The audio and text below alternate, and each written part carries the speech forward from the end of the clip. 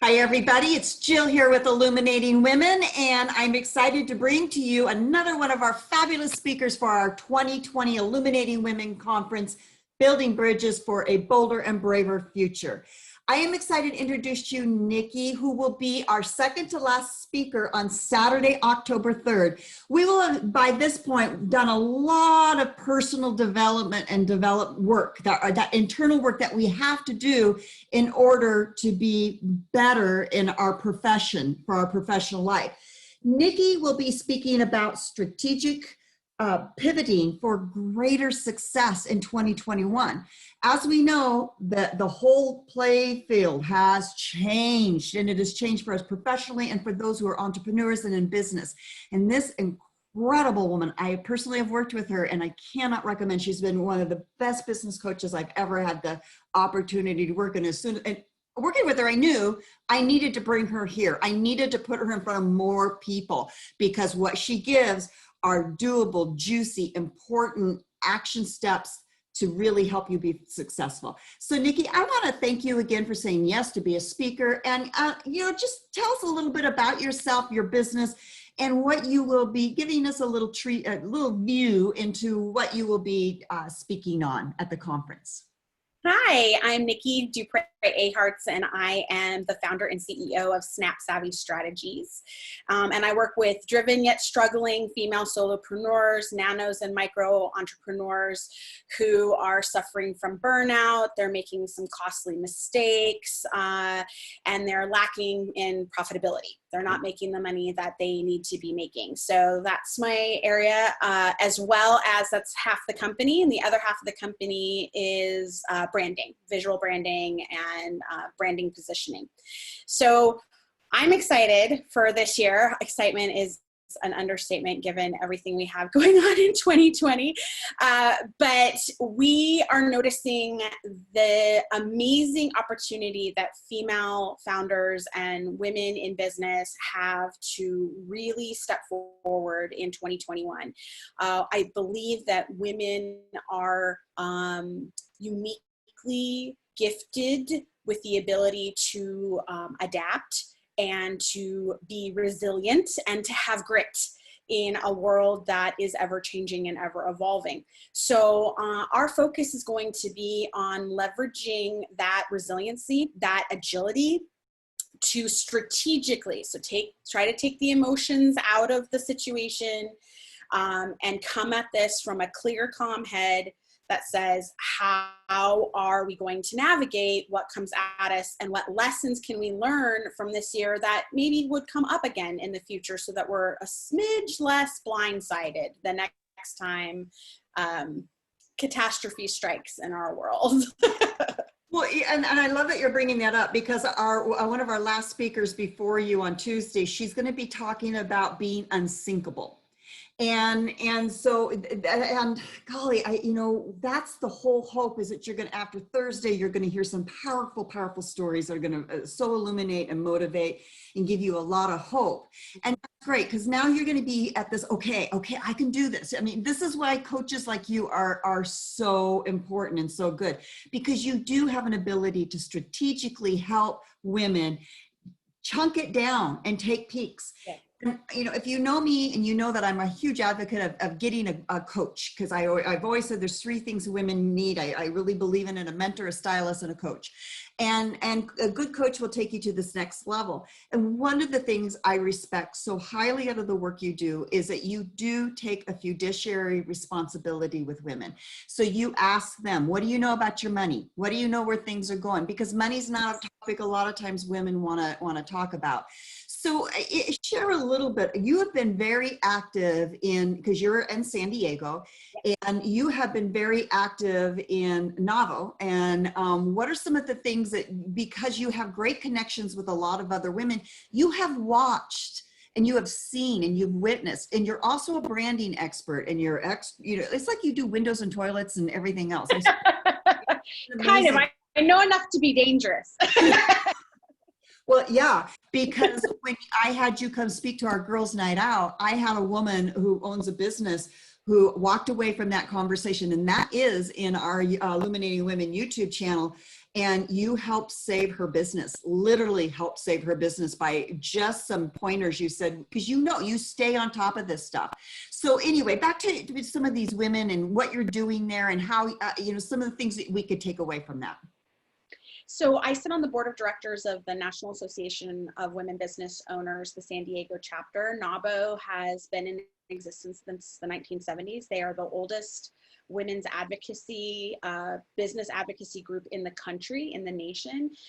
And our specific emphasis is on capital, two capitals, capital as in political advocacy at the capital level. So we actually have lobbyists and we have the ear of both local, state, and federal governments as to the united female voice behind business operations.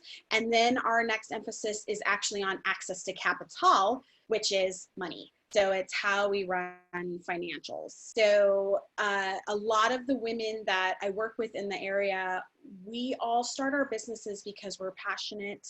We have a great why for what we want to do. They end up with me because they're the passion and I'm the practical. I'm the one saying, I love that you're passionate about that. I love that you have great emotion surrounding this and you have a great mission. I'd like to know how you're getting paid. So it comes to that framework of frequently female founders don't have the business infrastructure to have either outside capital investment, which means that the financial person investing in the company is vested in that person's success. So therefore they help them prevent them from making really expensive mistakes, costly mistakes, not because they're intentionally doing it, but because they don't know what they don't know until they know it. And that's part of the challenge that female founders, actually women in general, have, is that we suffer from superhuman syndrome. We think we're able to be all things to all people at all times. And unfortunately, it creates blind spots. So I frequently step in just as the person calling out the blind spots. I'm the wing woman in the corner going, great idea. What would a CFO say about this? What would the money person say? What's the marketing person going to say? The CMO, how are we going to operate and administer the idea, the solution that you're proposing? So what would an operations person say? What would legal? That's one of the big ones that we don't talk about. What would the lawyer say about the situation and how do we protect ourselves? So really, about half the time I just act as a surrogate C-suite. I literally just act as somebody that says, you've got some blind spots, let's take a look at them. And then I'm the one that goes, okay, we've reached my level of dangerous knowledge. Now we need to actually call in the lawyer, or we now actually need to bring in an outside marketing firm. Yes, and that, again, that's what I mean by saying you are so good at spotting those things. And that's a gift. That is a true gift. The other thing that a lot of women, and this is what's awesome about your time, your presentation at our conference, is that even are not in business for yourself, you may work for a corporation or public job, you are still going to get some very powerful takeaways that will help, again, elevate your abilities and your skills that people are going to want. They're going to see that that's an asset to the company or to the institution you're working with. And especially right now, there are so many women, and it just breaks my heart, losing their jobs because of COVID. And I just talked to a gal last night who worked for Alaska Airlines for a lot of years and lost her job. And so a lot of these women are now looking, what can we do? And we know gig economies, these kind of economies, which you are so good at looking and strategizing, will help them. And so I'm excited about that. And I know you're probably going to be helping us not only look at our mindsets and some of those things, but the specific pivoting steps that we need to be aware of, right? Some of the things that we can watch. Can you speak a little bit to that? Because we don't want to give away everything you're going to talk about, but can you address a few of those things of pivoting steps that you're really looking and seeing because you are aware, because you are watching what's going on, that you will be able to bring to the table for us to learn? So one of the things that you need to be, one of the things we want to talk about is just raising awareness. So part of the things that has occurred is you're seeing an actual shift in buyer sentiment. So whether you're in corporate or not, you're seeing a shift in the way that the consumers are having purchasing patterns. So what you're seeing in front of you is a collective trauma response. So what you predicted the behavior is going to be is not in fact how they're behaving. So a lot of my clients call me and said, Nikki, we built this amazing sales funnel. We have this great sales process. We have a great business model. Everybody's acting insane. They're erratic. They're all over the place. And quite honestly, I feel erratic and I'm, acting insane and I'm all over the place. And I don't understand what's going on.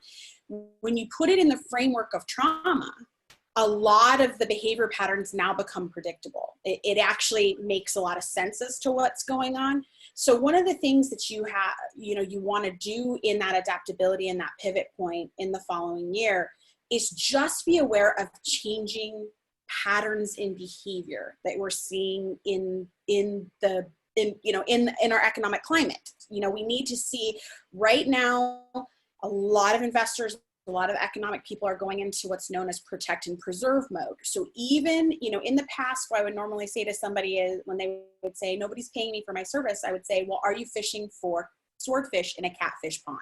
So are you fishing in the wrong location?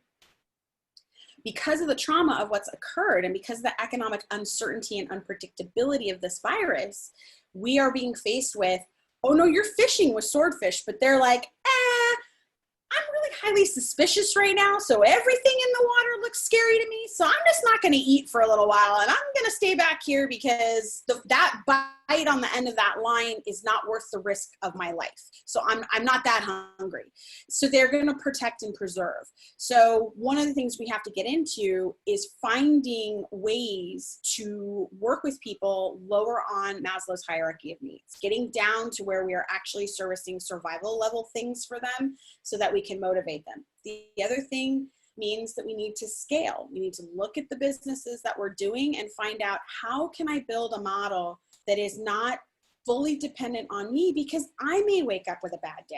I may wake up with kids who suddenly get thrown home due to quarantine because somebody in their class tested positive. Or I might get a phone call that my senior loved one has contracted the virus. We don't know, and because we're women, we're typically the center of the family. So it's not just us that get hit, we're liable for everybody. How do I build a framework that makes money even if I can't physically be there to administer to the client? So coming up with scalability ideas really becomes critical, because if you're having a bad day, the money doesn't stop. If the client is not being able to invest at a higher economic level, then you're giving them a lower buy-in price point. So that's really kind of some other things. The other thing you're going to want to focus on is diversification.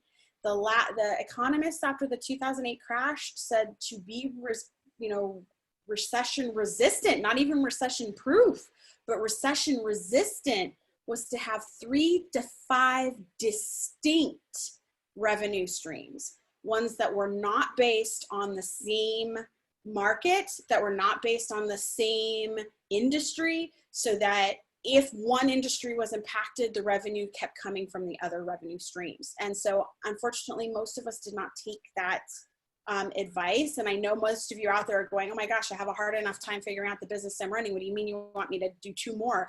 It's not like that. It doesn't need to be that complicated. We just need to find new channels. We need to find new people. Part of the issue, and you can see this in disaster recovery with like refugees, movement is life. So when I talk about pivoting, movement is life. You stand still, you're dead. So that, and we have evidence of that in the marketplace. So you saw that with Toys R Us. They owned the marketplace, but because they wouldn't adapt, they wouldn't be agile, they wouldn't innovate, they wouldn't pivot off of their baseline sales model, they became obsolete. Amazon came in, chunked them up, and now they are no more because they stood still. So we need to move, but we need to do it in a way that feels like next safe steps. That's next safe steps. As a coach, I hear a lot of people that go, my coach told me, go rate triple my prices. And they're like, I don't even know what to do with that. And then they freeze and then they freak. And it was like, well, no, there's next safe steps to move a price point, and there's things you do step by step to move the client base with you. and let's talk it through. Let's be strategic. Let's be intentional about what we're doing. So that's some of the tactics we'll be today. Yeah, and that is absolutely your wheelhouse. That is absolutely why you are coming and presenting, because this is all such good information. So if somebody wanted to work with you, reach out to you, how can they find you? Well, they can go to my website, which is Snap Savvy. There are 2 V's in Savvy. I know it doesn't look right, but 1 V doesn't look right either. So sorry about that. It's SAVVY. So Snap, SNAP, savvystrategies.com. That's a way for them to reach me. They can also reach me on LinkedIn at Nikki Dupre Achartz, which is ACHARTZ. And they can also reach me on Facebook. Great. Well, and you can come watch her at the Illuminating Women Conference. We will be speaking October 3rd. And I hope you will be there, because once again, and I know you've seen it, when women invest in their personal growth, in their education, it just helps elevate them to higher levels, and they're happier. And when women are happier, families are happier, and communities in our world is a much better place. So Nikki, I want to thank you again for taking time so that our viewers and people who are looking at this conference can get to meet you and hear a little, because you are a mom and you have parents you have to care for, just like a lot of women, and you're owning a business, and you too, so any advice you're giving is an advice you haven't had to give to yourself. So the shoe cobbler has no shoes. Yep. I know there's a lot of laughs, but I tell you, I am ever so grateful for you. So thank you again. And we will just see you at the conference. Come check us out at illuminatingwomen.com. Bye-bye. See you on the 3rd.